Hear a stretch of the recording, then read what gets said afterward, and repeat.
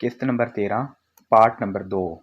ان لڑکیوں کو ان کا کام سمجھا دو، انہیں خاص طور پر ذہن نشین کرا دو کہ اس آدمی کا نام علی بن سفیان ہے جسے ان ریشمی بالوں، شرابی آنکھوں اور دلکش جسموں سے ایسے بیکار کرنا ہے کہ صلاح الدین ایوبی کے کام کا نہ رہے، اور اگر ہو سکے تو اس کے اور صلاح الدین ایوبی کے درمیان ایسی غلط فہمی پیدا کرنی ہے کہ وہ ایک دوسرے کے دشمن ہو جائیں۔ تم سب اچھی طرح جانتی ہو کہ دو مردوں میں غلط فہمی اور دشمنی کس طرح پیدا کی جاتی ہے۔ جاؤ اور لڑکیوں کو مکمل ہدایت دے کر کرسٹوفر کے پاس پہنچو، اسے میرا سلام کہنا اور یہ بھی کہنا کہ تیرے تیر کو ایوبی پر آ کر ہی قطع ہونا تھا۔ اب اس گناہ کا کفارہ ادا کرو اور جو کام تمہیں سونپا گیا ہے وہ 100% پورا کرو۔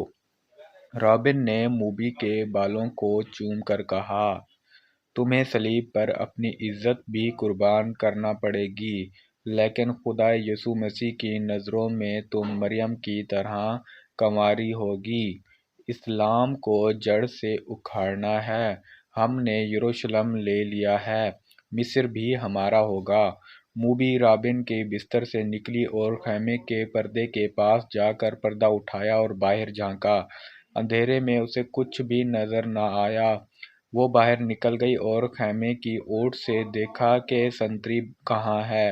اسے دور کسی کے گنگنانے کی آواز سنائی دی، یہ سنتری ہی ہو سکتا تھا۔ موبی چل پڑی، درختوں سے گزرتی، قدم قدم پر پیچھے دیکھتی، اور وہ ٹیلے تک پہنچ گئی اور اپنے خیمے کا رخ کر لیا۔ نصف راستے تک کیا ہوا کہ اسے دو آدمیوں کی دبی دبی باتوں کی آوازیں سنائی دینے لگیں۔ یہ آوازیں اس کے خیمے کے قریب معلوم ہوتی تھیں۔ اسے یہ خطرہ نظر آنے لگا کہ سنتری نے معلوم کر لیا ہے کہ ایک لڑکی غائب ہے، اور وہ کسی دوسرے سنتری یا اپنے کمانڈر کو بلا لایا ہے۔ اس نے سوچا کہ خیمے میں جانے کی بجائے ان 5 ساتھیوں کے پاس چلی جائے جو مراکشی تاجروں کے بھیس میں کوئی 1.5 میل دور خیمہ زن تھے، مگر اسے یہ خیال بھی آ گیا کہ اس کی گمشدگی سے باقی لڑکیوں کو مصیبت آن پڑے گی۔ وہ تھیں تو پوری چالاک، پھر بھی ان پر پابندیاں سخت ہونے کا خطرہ تھا اور کوئی چارہ گار بھی نہ تھا۔ موبی ذرا اور آگے چلی گئی تاکہ ان دو آدمیوں کی باتیں سن سکے۔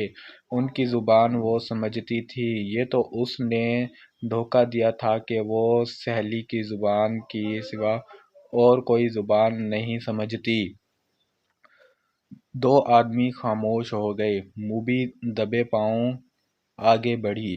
اسے بائیں طرف قدموں کی آہٹ سنائی دی۔ اس نے چونک کر دیکھا۔ درختوں کے درمیان اسے ایک سیاہ سایہ جو کسی انسان کا تھا جاتا نظر آیا۔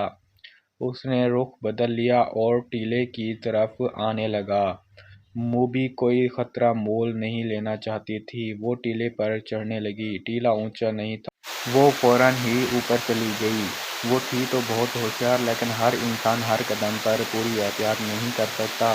وہ ٹیلے کی چوٹی پر کھڑی ہو گئی۔ اس کے پس منظر میں ستاروں سے بھرا ہوا آسمان تھا۔ سمندر اور صحرا کی فضا رات کو آئینے کی طرح شفاف ہوتی ہے۔ درختوں میں جاتے ہوئے آدمی نے ٹیلے کی چوٹی پر ٹنڈ منڈور درخت کے تنے کی طرح کا ایک سایہ دیکھا۔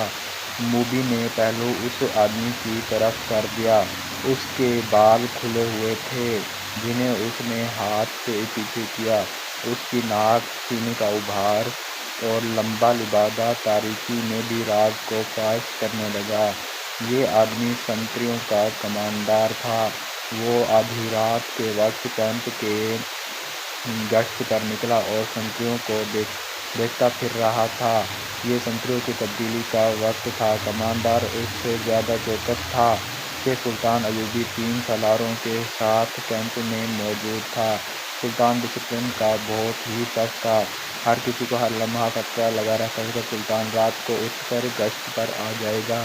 کمانڈر سمجھ گیا کہ ٹیلے پر کوئی لڑکی کھڑی ہے۔ اس شام کمانڈروں کو خبردار کیا گیا تھا کہ صلیبیوں نے جاسوسی اور تخریب کاری کے لیے لڑکیوں کو استعمال کرنا شروع کر دیا ہے۔ یہ لڑکیاں صحرائی خانہ بدوشوں کے بحرروب میں بھی ہو سکتی ہیں اور ایسی غریب لڑکیوں کے بھیس میں بھی جو فوجی کیمپوں میں کھانے کی بھیک مانگنے آتی ہیں، اور یہ لڑکیاں اپنے آپ کو مزوحہ اور مظلوم ظاہر کر کے پناہ مانگ سکتی ہیں۔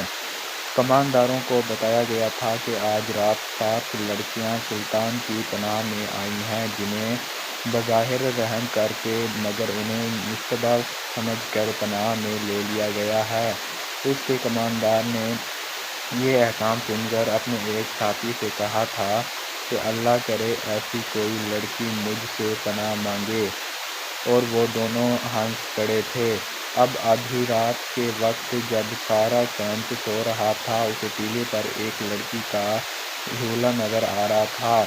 پہلے تو وہ ڈرا کہ یہ چڑیل یا جن ہو سکتا ہے۔ اس نے نئے سنتری لڑکیوں کے خیمے پر کھڑا کر کے اسے بتایا تھا کہ اندر 7 لڑکیاں ہیں۔ اس نے پردہ اٹھا کر دیکھا تو اس دیے کی روشنی میں اسے 7 بستر نظر آئے تھے۔ ہر لڑکی نے منہ بھی کمبلوں میں ڈھانپ رکھا تھا، سردی زیادہ تھی۔